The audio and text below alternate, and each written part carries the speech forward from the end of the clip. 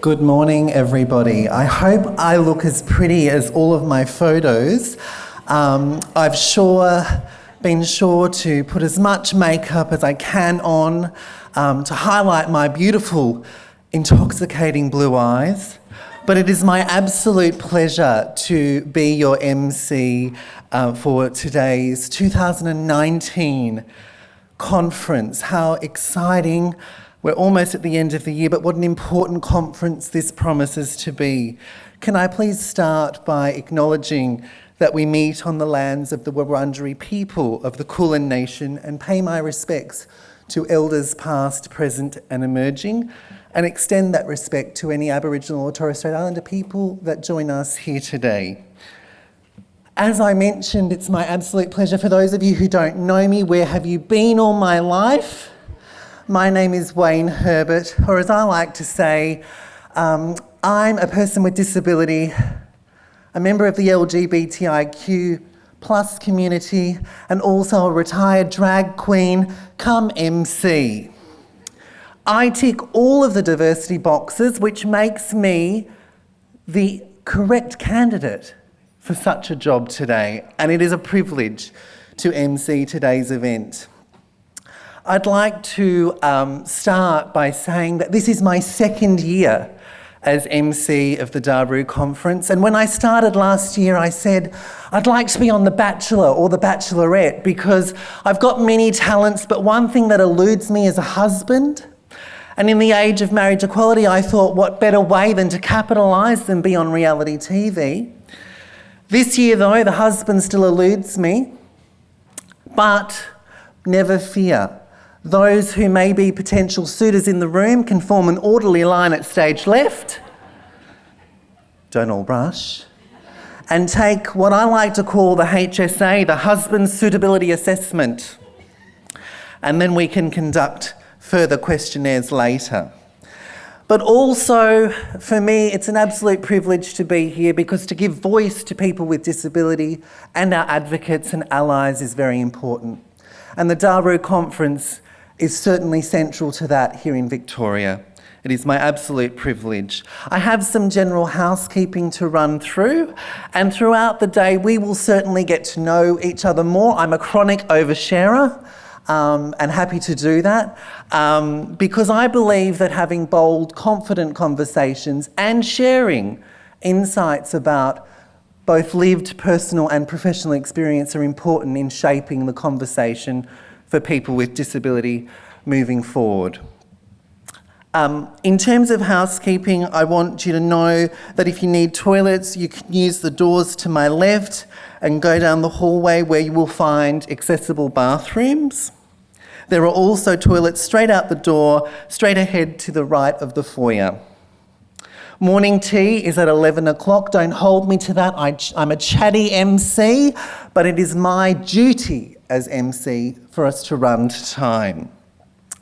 Morning tea will run for 30 minutes, with lunch at 12:30 for an hour, and afternoon tea at 2:50 precisely for 30 minutes.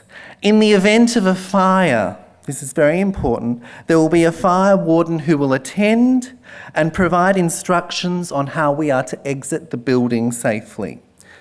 There are people in the room and at today's event in red vests, and they're available to help with anything you need throughout the day. We also have present attendant carers who will be here all day. So if you need them, let us know, and we can certainly direct you for assistance if that's what you need. For those delegates who use social media, I am a social media fiend. I love it. I'm on Instagram and LinkedIn. That's all I do. You can follow me at Wayne CJ Herbert. You can comment on anything and everything that I and the delegates and speakers talk about today. You can tell them how flashy I look in a pink flamingo shirt. You can tell them about my beautiful gold, shiny, sparkly shoes. And more importantly, you can join the conversation around disability and inclusion throughout the day. You can use the hashtag SDAC19 or hashtag isn't Wayne pretty. In commencing today's event, I would like to welcome to the stage Auntie Julianne Oxford to open proceedings with a welcome to country. Thank you.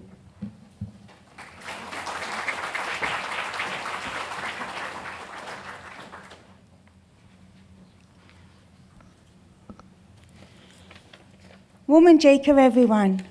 Woman Jika, meaning welcome.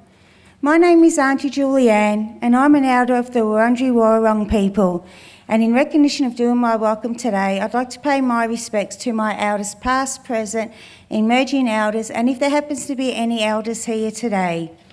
I would also like to welcome MP Luke Donnellan, all distinguished guests, and everyone else here today, and I hope that this conference goes well.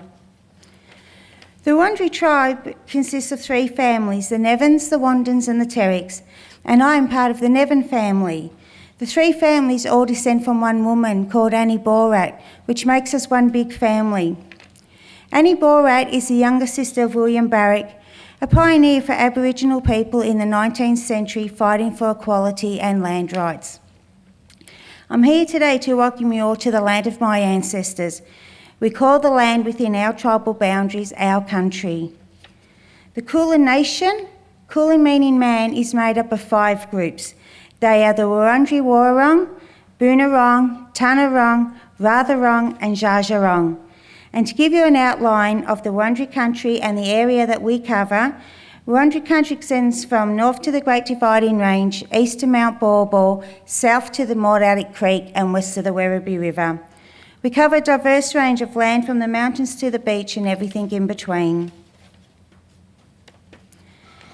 Many thousands of years ago, if an Aboriginal person from another tribe wanted to cross our boundary, they would have to sit at the boundary and wait for the Narragita, which is the head man, to come past to give them permission to cross.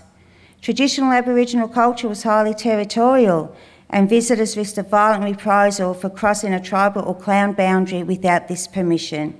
And this is how a welcome to country originated in our culture. Traditionally, being welcomed onto country meant you respected Bunjil's law. Bunjil, the wedge-tailed eagle, is our creator, and as long as you looked after the country, you had access to our waterways and our land resources. And when you enter our country, we ask that you respect our resources, our fauna, flora and water, as they are very special to us. And when you leave, we ask that you leave it the way you found it. The Wurundjeri Wurrung connection to land is underpinned by culture and spiritual values and different to those of the Europeans. The Wurundjeri Wurrung belonged to the land. They did not live in a permanent settlement, but rather camped for periods within fine clan boundaries where food was plentiful and moved on when the land needed to rejuvenate. The land provided all the Wurundjeri Wurrung needed, their food, their water, their medicine, shelter, and they treated it with the respect due to being such a provider. The Yarra River and surrounding wetlands provided the Wurundjeri Wurrung people with abundance of natural resources.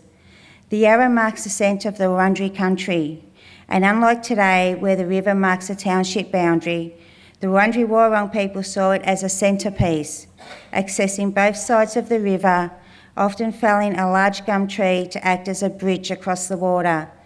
The bark of the large gum trees were cut from the trunks and shaped into canoes, such that they could fish, hunt, travel along the rivers with ease. And these trees are known as scar trees today. The Yarra River and the Mary Creek were meeting places for the Wurundjeri Wurrung and 3 other cultural language groups.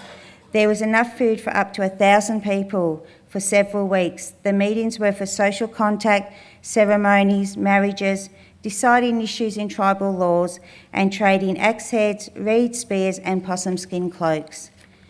Each day was a food quest, hunting for kangaroos, emus, possums, catching fish and eels, and gathering edible plants. And on a good day when there was plenty of food, the groups would spend up to 4 hours collecting and preparing this. And then the rest of the day was spent talking, storytelling, playing sports.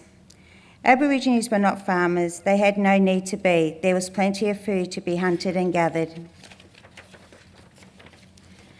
The Wurundjeri Wurrung had a religious relationship to their land, participating in corroborees, sacred ceremonies on the Yarra River and the Mary Creek. They also played games like wrestling, throwing boomerangs and playing mangroot, which is football. 2 sides played this ball game, a round ball made up of rolled possum skin tied up with kangaroo sinew and was kicked high into the air. Traditionally, summer months were spent on the banks of the Yarra River and the Mary Creek. The proximity to the Mary Creek may have been important as they were reliable water sources despite the lack of rainfall through the summer months. Once again, I hope that you all have an enjoyable day today, and on behalf of my elders, I would like to say, Woman Jeka Orangi, Bullock Yim and Kundai Beek, welcome to the land of the Wurundjeri people. Thank you.